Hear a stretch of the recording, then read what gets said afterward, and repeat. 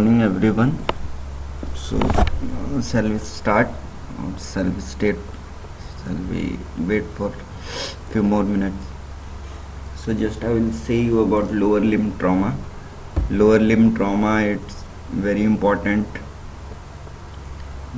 from the point of view that whenever there is some fracture in lower limb, whether it be it pelvis or femur or tibia or any other small bones, it limits the patient is unable to walk, so he gets restricted to bed. So it becomes very important on his part and he requires medical attention. So today we'll see about what are the fractures in pelvis and about hip dislocation also we'll see.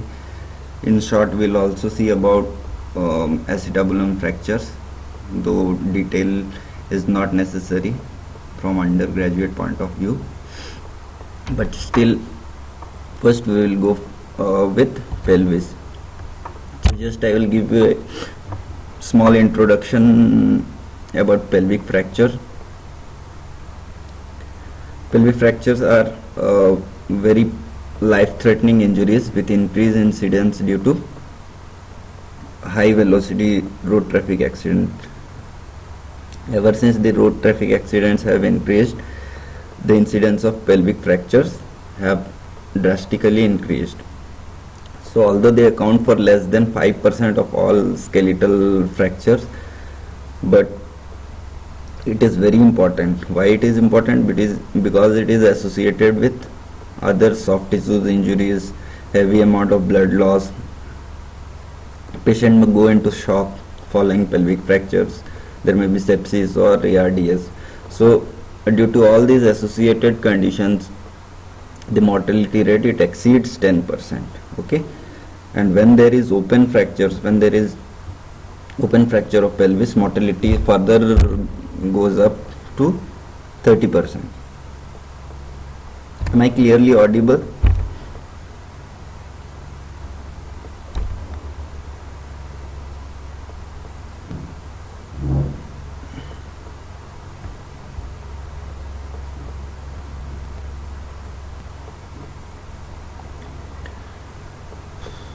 Okay, so we'll move forward. So the close proximity of other osteoligamentous structures like pelvic organs, neurovascular structures, hollow viscera, urogenital structures. So these all lead to wide range of severe complications and late sequelae if not diagnosed and treated early. So it is very important, we have to diagnose pelvic fractures early, we have to treat them so that we can avoid any further damage to the condition. Fatalities are due to uncontrolled retroperitoneal hemorrhage. This is most importantly, almost every time there is a severe amount of hemorrhage and it leads to fatalities. So just in brief I will say you the anatomy which will be required here. So as you all know, you must be very thorough with your anatomy part.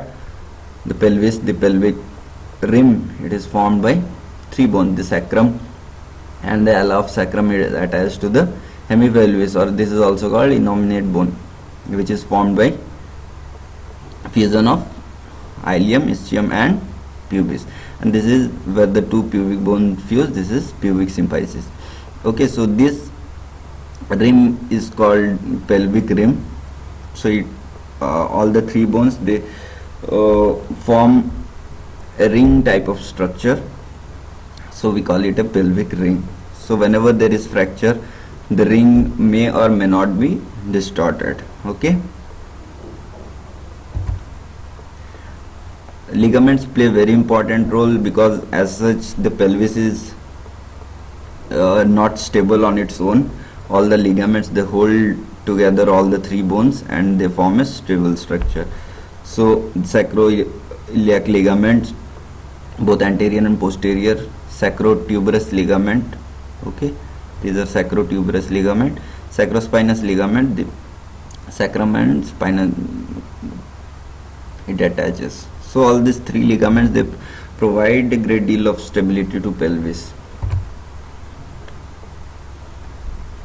So also the symphyseal ligament, you can see the symphyseal ligament, it is holding both the pubic symphysis, lumbosacral ligament, okay, and also iliolumbar ligaments. So those were the ligaments, they hold the both hemipelvis and sacrum together in place.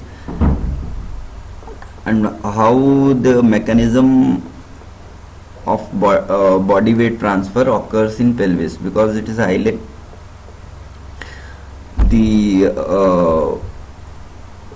weight from the vertebral column, it gets passed through the pelvis. So from L5 to upper sacrum, sacroiliac joint, then it crosses the ilium and roof of acetabulum, then it comes downwards. So this is how the weight distribution or weight transfer mechanism occurs, and from a straight line it just gets diverted to both femur, okay.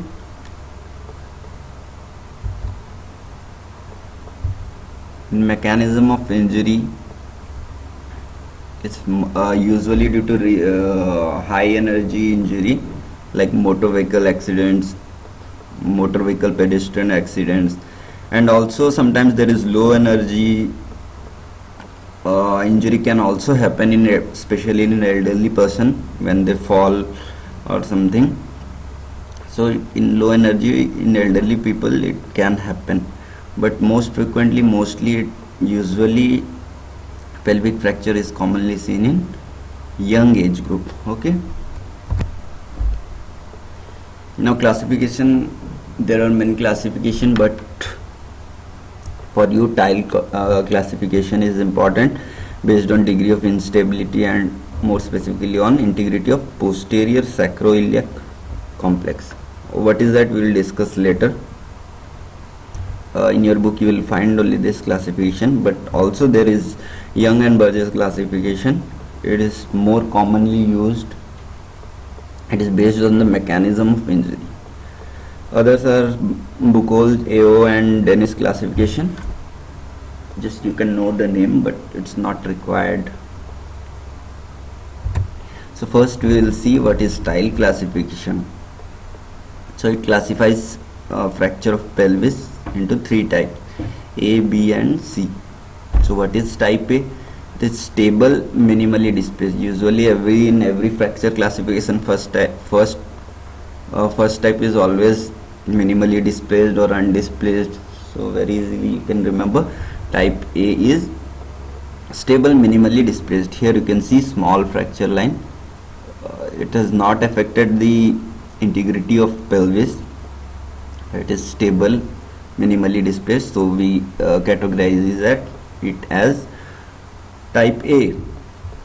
Then what do we see in type B and C are unstable fracture, but how come they are different? In type B there is rotational instability, but vertical stability is maintained. There is no distortion of vertical stability, okay.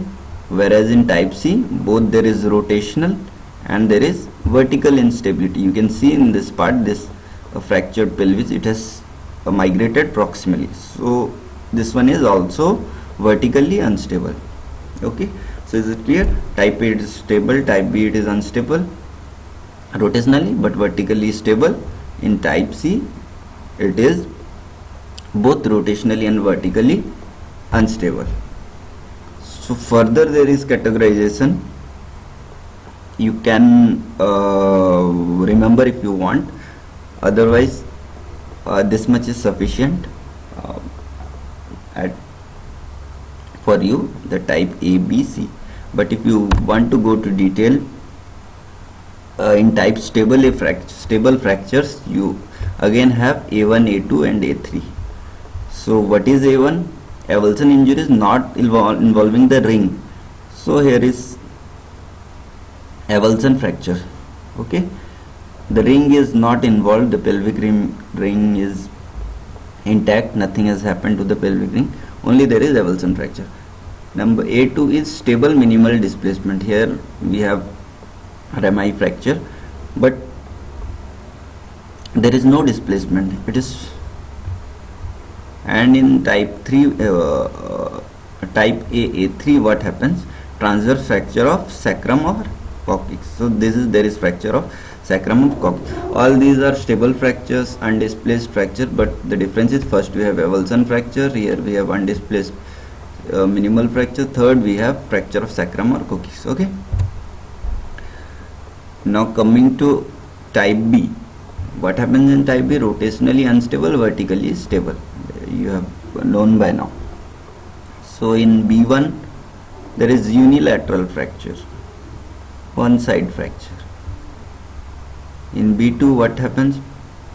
There is lateral compression injury and internal rotation instability. Okay, lateral compression means somewhere the force has come from this side, there is lateral compression, and internally this pelvis is internally unstable, means when it has been hit from this side, you have fracture here also, you have fracture also, so this become rotationally unstable. Whereas in B3 what happens? Bilateral. When this happens in both sides, we call it B3. So B1, B2, B3. Again in type C also you will get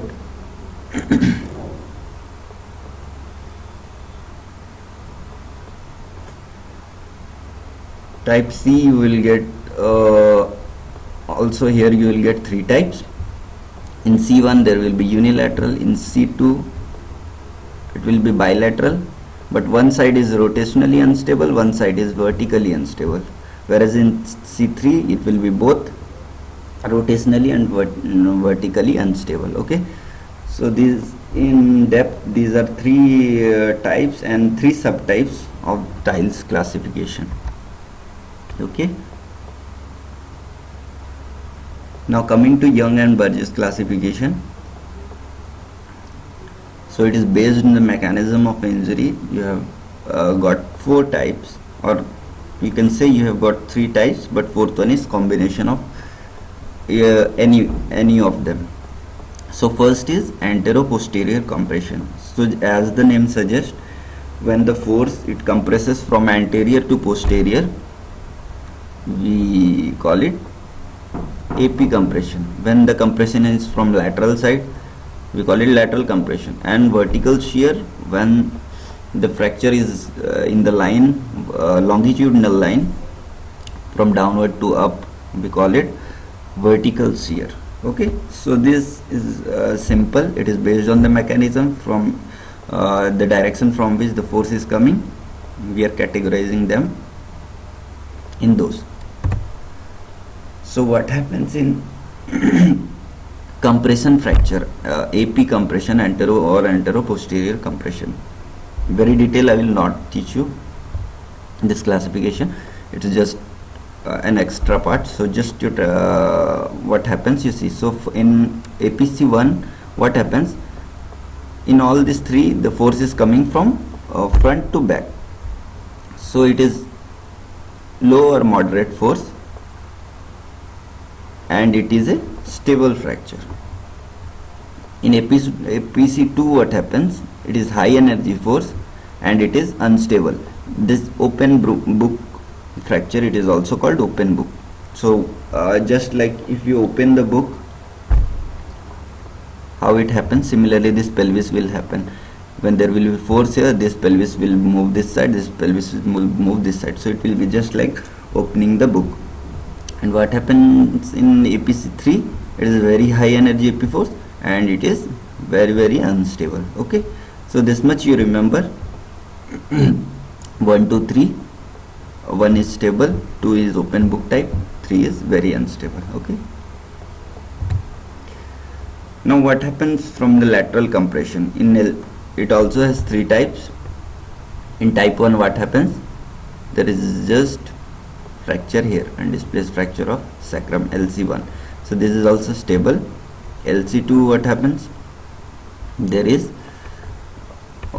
posterior iliac fracture. The fracture is here. This is also usually stable. But LC3 what happens? There is contralateral AP compression. You will have Here also you are getting fracture, and here contralateral you are getting iliac fracture. So this is very unstable. LC1, LC2, LC3. And vertical shear fracture, here you can clearly see vertical shear fracture are always unstable. So here the hemipelvis, it shifts upward or downward, and this type of fracture is very unstable. Okay, so these are three types of fracture. So I think classification you are very clear. Tiles classification, you will have type A, type B, type C. Type A is stable, and type B and type C. And in Young and Burgess classification also you got four types. First is anteroposterior compression, lateral compression, and vertical shear compression, and combination of this. Okay, so these are the classification. If you get, sometimes you get long question, you can add this classification to your answers. So what will do clinical, how will assess, and what are the clinical features of pelvis fracture, we'll see. So it should be suspected in every patient with serious abdominal injury or lower limb injury. So you need to suspect this thing from very first, when you visit the patient or when you attend the patient. You have to suspect, unless and until ruled out, you have to suspect that he has pelvis fracture. If a patient has severely suffered from a road traffic accident and he has injuries elsewhere in lower limb or in abdomen, so you have to suspect he or she may have pelvis fracture. So there will be severe pain, swelling, bruises all over the abdomen, perineum, thighs, scrotum or vulva. Okay, there may be extravasations of urine, and there may be signs of bleeding or shock. There will be tenderness all over the pelvic bone, especially when you will try to compress or distract. There is a test, I think I have taught you in hip examination, bitrochanteric compression test or pelvic compression test. We place both our hand over the greater trochanter and we push inside. So if a patient has fracture, there is tenderness, we can elicit the tenderness. So bitrochanteric test is positive in this pelvis fracture also.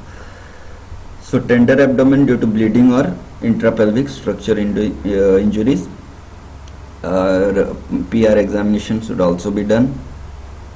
If there is bleeding in the external meatus, it also indicates urethral injury. Neurological examination also you should do, because there are high chances you may get sacral plexus injury, so you will get weakness over the limbs. So you can assess the neurological status also, or rather you have to assess the neurological status. So most importantly, radiograph. What all radiograph we require to do? Anteroposterior is the usual view. There are special types of view. Pelvic inlet view. Okay, what is pelvic inlet view? I will say you. And what is pelvic outlet view? I will say you. I will show you the picture, and so that you will understand better. Right oblique and left oblique view. So this is inlet view. What happens in inlet view means, as you know, pelvis has inlet and outlet. So this, for inlet view, you will place the X-ray beam 45 degree and you will take shoot from here. So this view, it clearly from this view you will get a clear picture of the pelvic inlet, whereas in outlet view you focus the X-ray beam facing capillate. So here you get the clear view of outlet of pelvis. Okay, CT scan is very important. All those things which you won't be able to see in X-rays, you can see in CT scan. Okay, MRI also has role. Soft tissue injuries, you can of course bladder injury or urethral injury or ligamentous injury also you can see through the MRI. Now coming to principles of management. So what are the principles? As I said you already, in high velocity road traffic accident or fall from height, you have to suspect pelvic injury. It is not stable as it is, but relies on ligamentous supports. This also have said you already. Vascular structures are intimately associated with the ligaments and are often injured. So how you will proceed step by step in the management of pelvis. So you should not wait until you make the diagnosis. Okay, you should start the treatment. All those like if a patient so is in shock, you have to treat shock. Okay, if is airway or airway ABC you usually follow, you know that. Lungs are adequately ventilated or not, whether there is a loss of blood, whether there is other abdominal injury, whether there is bladder or urethral injury, whether the pelvis fracture is stable or not. So all these questions you need to ask yourself, and you have to assess the patient whether, and so that you can proceed further. So first three types, as we discussed in tiles classification, we have type A, type B and type C. So in type A there is minimal or no displacement, so we can manage these cases conservatively. We can apply pelvic belt. This pelvic belt, you have to here somewhere you will get your tip of greater trochanter. So this belt must lie in the middle, its center must pass through this greater trochanter. So you tighten this. Usually the force is around 150 to 170 Newton meter. With that force we wrap the pelvis and we give bed rest for 3 to 4 weeks, and then the fracture automatically unites. Then further we start mobilizing the patient after the pain subsides. Okay, so this is for type 1 injury with minimal or no displacement. So what do we do in type B injury? Type B injury, there is anterior opening of pelvis. So we have operative indications. What are the operative indications? We can have external fixator, we can have internal fixation, we can have hammock sling traction. Okay,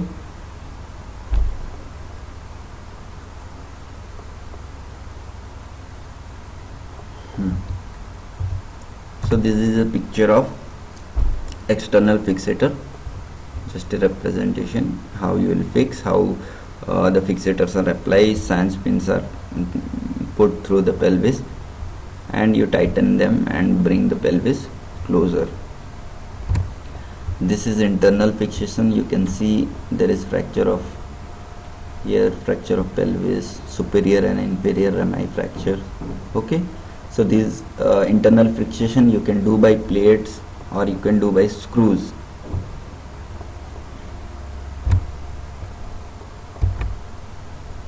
Now type C injuries are vertical displacement injuries. These are most difficult to treat. So what do we do here? We give bilateral upper tibial traction up to 20 kg for 3 weeks, then subsequently we reduce to 10 kg.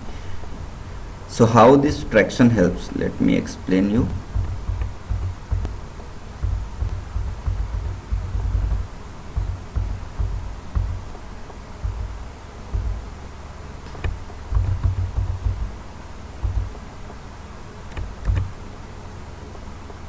So just look into this figure. So here there is a vertical shear fracture here. So when we give traction, we give traction in tibia lower, we will apply traction in tibia, so they will pull this thing slightly downward. This pelvis, this fracture pelvis will come downward when we apply traction over the leg. Okay, is it clear?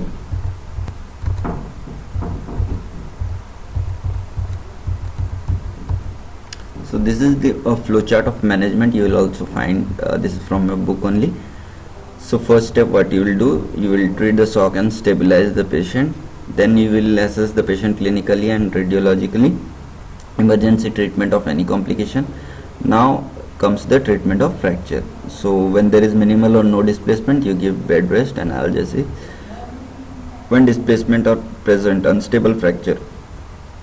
When there is anterior opening type or open book type, when the opening is less than 2.5 centimeter. Okay, when the distance between both symphyses, usually it is less than 5 mm. Okay, in normal case, symphysis pubis, there is a gap of less than 5 millimeter. But when there is diastasis of greater than 2.5 centimeter, you give close reduction maintenance for the external traction, we operate it. But when the distraction is less than 2.5 centimeter, we can manage it conservatively. This distance, are you able to understand which distance I am talking about?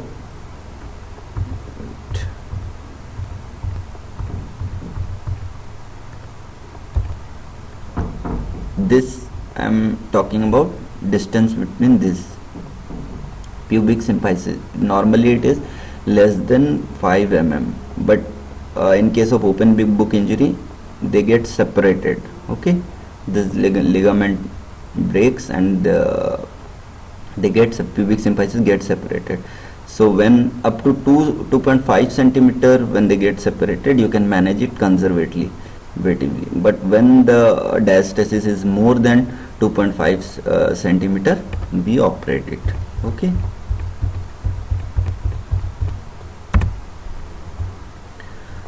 When there is vertical displacement, we do reduction either by bilateral skeletal traction for 6 week bed rest, or we do open reduction and internal fixation. Okay, so this is the management of pelvis fracture, how all the three types, when you will do conservative management, when you will do operative management. So what are the complication? Immediate complication, you can have rupture of urethra, bladder, rectum, vaginal injury to major vessels, nerves. Sometimes you may also get rupture of diaphragm when the fracture pelvis, it migrates high upward. Okay, so this is all about pelvis fracture. Now coming to acetabular fracture, these are not very important, but just I will give a overview. It is caused by high energy trauma. The fracture or dislocation produced depends on magnitude and direction of injuring force. Okay, so the fracture depends on position of femoral head at the moment of impact of fracture location, position of femur head. So there is important thing in acetabulum fracture, a column concept. What is this column concept? So usually the acetabulum, it can be divided into anterior column or posterior column. Just you see this image, this part we call it posterior column, this part we call it anterior column. So anterior column, it consists of iliac crest, iliac spine, anterior half of acetabulum and pubis, whereas posterior column is formed by ischium, ischial spine, posterior half of acetabulum and sciatic notch. Okay, so this part is anterior column, this part, and this anterior half of acetabulum comes under this column, whereas posterior half of this acetabulum comes in posterior column. So the fractures, what fracture is happening, it depends on the position of femur head while the force has been applied, or when the fracture happens. So what is the position of femur head, whether it is flexion, whether it is in extension, whether it is In abduction, the fracture depends on its position.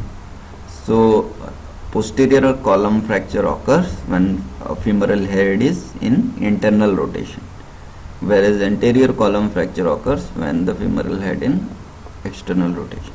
Superior dome, this superior dome fracture occurs when the femur head in adduction, and inferior dome fracture occurs when it is in abduction.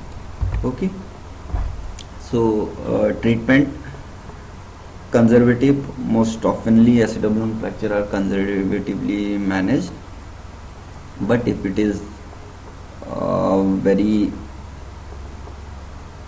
unstable, the head of femur is not in proper position, or it has led to the instability of the hip joint, then we go for operative indication.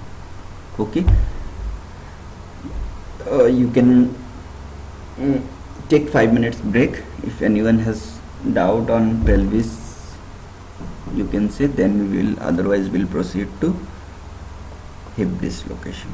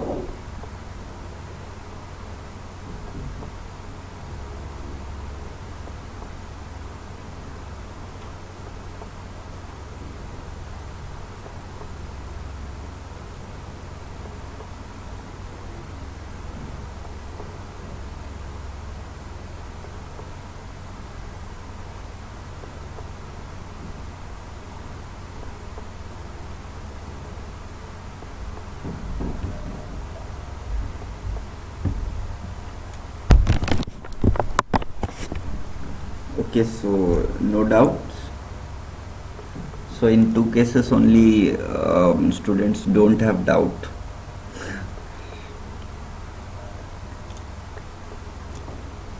Either you have understood everything, or else vice versa. Okay, so you will move forward to hip dislocation. So just an overview of anatomy of hip joint I will say you. It's a type of ball and socket joint, you all know. So there is synovial articulation between the head of femur and acetabulum. So 40% of femoral head is covered by bony acetabulum at any point position of hip motion. So this is femur head. Its 40% is almost every time covered. In any motion it is covered by this acetabulum. The effect of labrum is to deepen the acetabulum and increase the stability of the joint. So this labrum, it makes the joint much more deeper, hence it makes it more stable. So what are the ligaments? You all know very much: iliofemoral, pubofemoral, ischiofemoral. So these are all ligaments that strengthen the hip joint. Now coming to blood supply. Vascular supply is by lateral and medial femoral circumflex arteries, which are the branches of profunda femoral artery.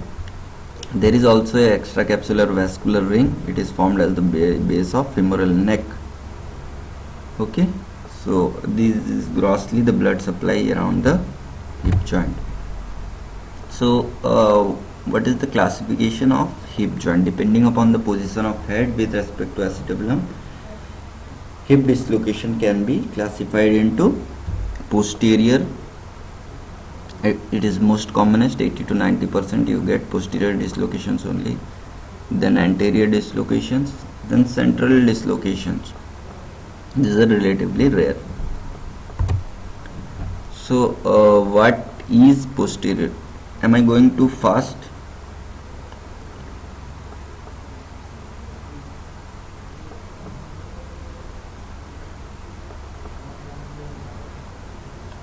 Okay, posterior dislocation, it is also known as dashboard injury. As the name suggests, there is trauma to the flexed knee with hip in varying degrees of flexion. So this is dashboard, and when there is impact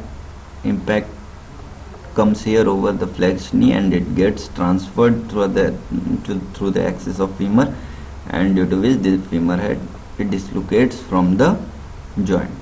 Okay, so what are the clinical features? There is usually history of trauma. Now there will be three deformities, so you must remember this. In posterior dislocation you have flexion, adduction and internal rotation. You can remember FADIR. FADIR you can remember. There is marked shortening and gross restriction of all hip movements. You can also feel the head of femur in the gluteal region. Okay. Vascular sign of Narath is negative. Now I will ask anyone of you can remember what is vascular sign of Narath.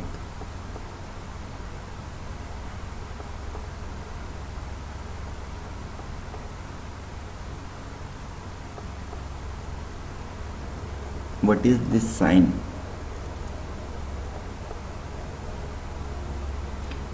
Okay, femoral pulse is not felt. You are very right. So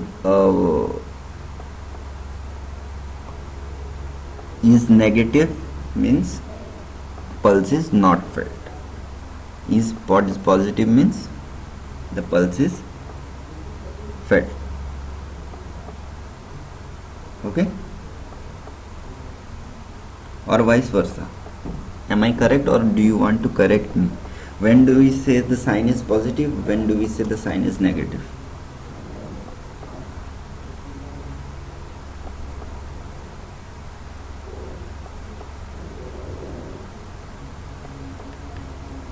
Okay, so when we don't feel the pulse, we say it sign is negative.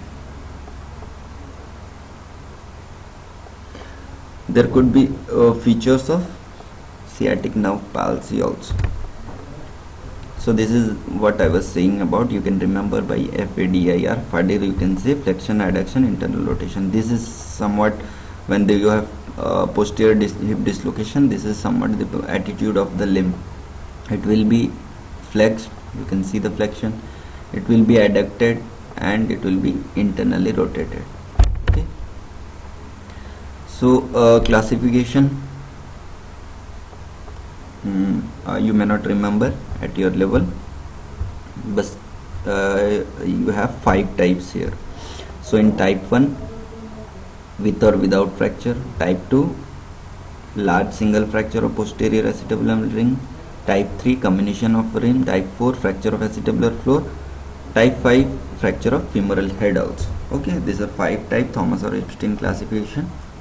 Not necessary for you to remember, but just sometimes in your exams you can write it for better impression or something. So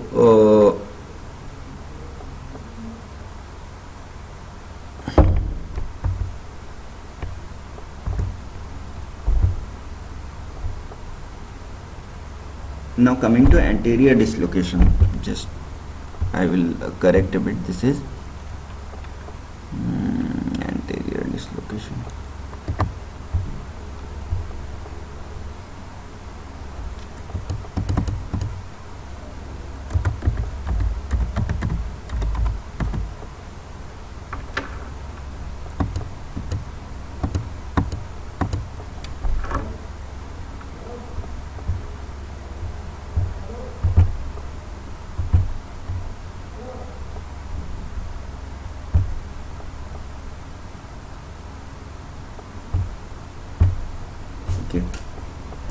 So in what happens in anterior dislocation, there is hyperextension force in abducted leg that levers out the head of acetabulum. So femoral head is dislocated anterior to acetabulum when the knee strikes the dashboard with thigh abducted. So when the thigh will be abducted and then there will be force over the knee, you get anterior dislocation. Okay, it may also result from a violent fall from height. It can also occur when there is forceful blow to the back of the patient in a squat position. So this is how a anterior dislocation will look. You can remember by mnemonic: Faber, flexion, there is flexion; abduction, there is limb is abducted outside, there is external rotation, it is rotated externally. So in posterior dislocation you are getting Fadir, but here you are getting Faber. Okay, this is just so that you will remember proper. The hip is flexed, external rotated and markedly abducted. This is how a patient with anterior dislocation will look like. So a classification, you get type 1 and type 2. In type 1 you get superior dislocation, in type 2 anterior dislocation you get inferior dislocation. Okay, now the third type you will come across is central fracture dislocation. So we call it fracture dislocation because it is almost every time it is associated with the fracture of acetabulum. Okay, so it may be result of direct blow on greater trochanter or fall on sides. So it is always associated with acetabulum fracture. This is what makes it difficult to treat. So this is how a central dislocation will look. This head of femur, it will go in, it will pass centrally, it will move centrally, fracturing the acetabulum. So this is central fracture dislocation. So investigation, first you will do X-rays, you can also do CT scan. MRI have very little role. So all hip dislocation are emergencies. They are medical emergencies, need to be reduced to prevent troublesome late complication like avascular necrosis and degenerative hip. So we have to treat it. It's an emergency. All dislocation, whether be it shoulder, hip, elbow, ankle, so we have to reduce it. So there are two methods of reduction, either by closed reduction or open reduction. So now coming to what are the methods, there are various methods: Alice methods, Bigelow method, Watson-Jones method, Stimson gravity method, Whistler's method, Captain Morgan method. So in your book only you will find only one method is given, but I will let you know few other methods. So what is Alice method? This is most commonly used method. So what is done here? Patient is made to lie in supine position. Now what happens? Two people are required here for reduction. One will be the doctor and another will be an assistant. So the assistant will hold the pelvis, he will stabilize the pelvis, push it downward, and he will make the pelvis stabilize. Now the surgeon will hold the leg over here. In posterior dislocation, as it is, there will be flexed. As much flexion is there in the knee, he will hold there. Now he will try to pull in the line of femur, long axis of femur. He will give longitudinal traction in this direction. Okay, now while giving traction, he will slowly increase the degree of flexion to approximately 70 degree. So while giving traction, he will try to flex the hip more. Here you can see it was flexed around 45 to 60 degree. Now he is starting flexing the hip more. This has almost become 90 degree. So while giving traction, you will also simultaneously make the hip to 90 degree. Gentle rotation movements of hip, you will slightly gently rotate the hip clockwise, anti-clockwise, very little, so that the femoral head will clear the lip of acetabulum and it will get reduced to its place. Okay. A lateral force to the proximal thigh may assist in reduction. An audible clunk. Sometimes if you will get to demonstrate a dislocation, will show you. You always feel a clunk. There will be a sound coming in just like cluck, like that. So you will know that the hip has, the head has got back to its position. So this is the Alice method, most commonly used method. This is the method how the hip is reduced. Now what comes Bigelow method. Here again the patient lies in supine position. Assistant applies counter traction here, stabilizes the pelvis. Now the surgeon applies the longitudinal traction in the line of deformity.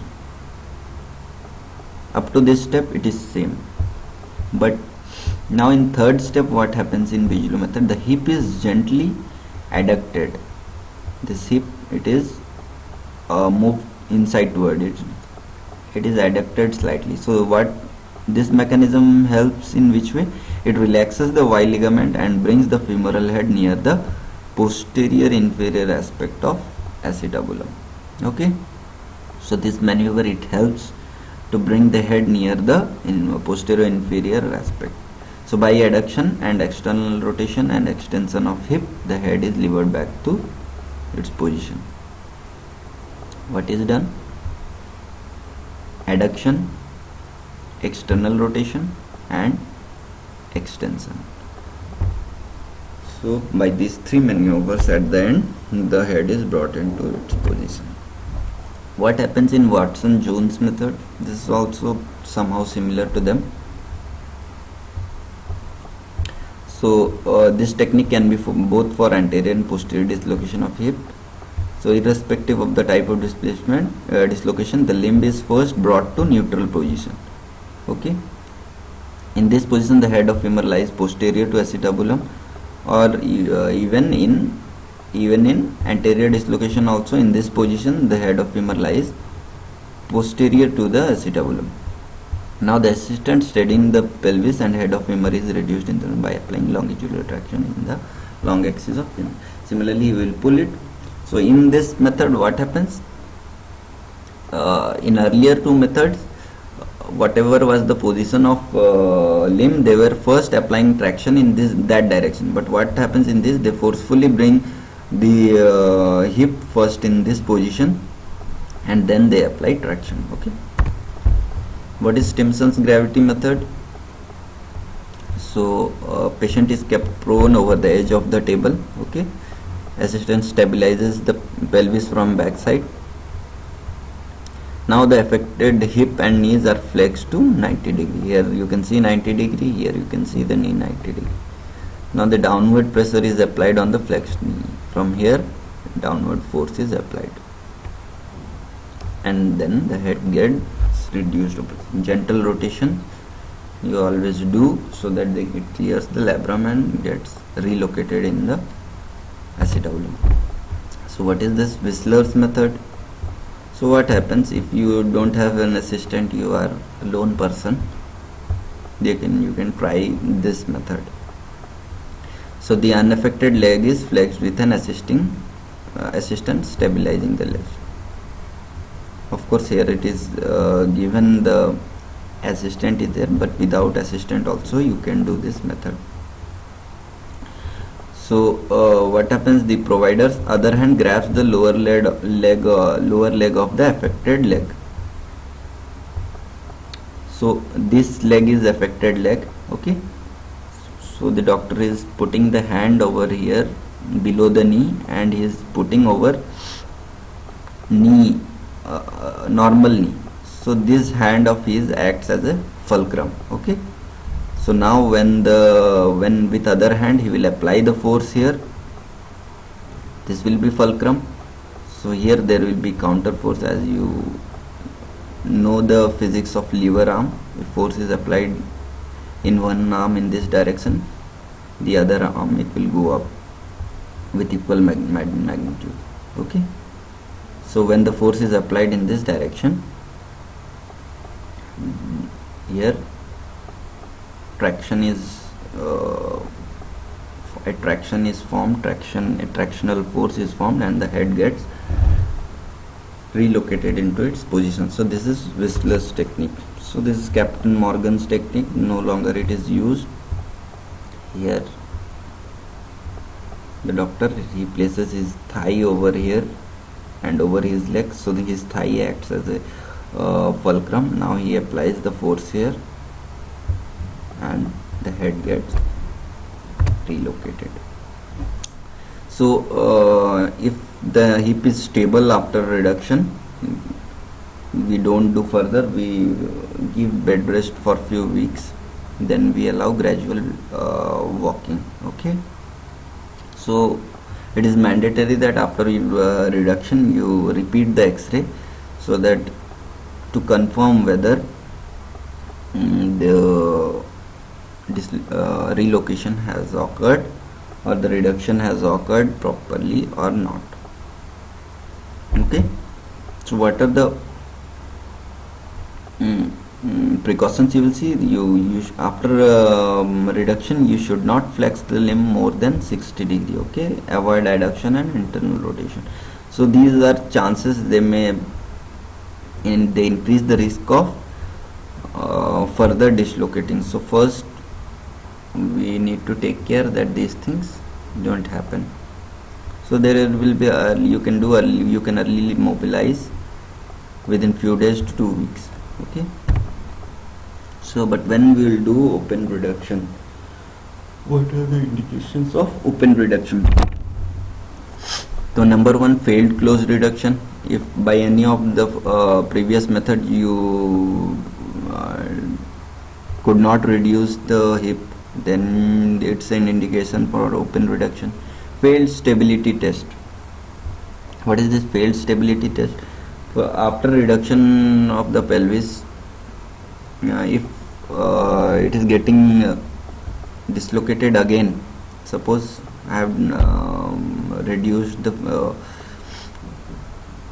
dislocation, but as soon as I flex for 20-30 degree, again it dislocates, again the hip gets dislocated, so that is unstable, the hip is unstable now, so that is indication for open reduction. Big posterior lip fragment, bone fragment within the acetabulum. Suppose there is a bone chip between the head of femur and the acetabulum. If there is fracture of femoral head, or if there is sciatic nerve palsy, so all these are indication for open reduction. We have to repair it surgically, either by internal fixation or other methods. So what are the complications of hip dislocation? It can lead to osteoarthritis, it can lead to avascular necrosis, it can lead to myositis ossificans, sciatic nerve injury, and recurrent hip dislocation. Okay, so this is all about hip dislocation. Anyone has doubt regarding hip dislocation, you can ask.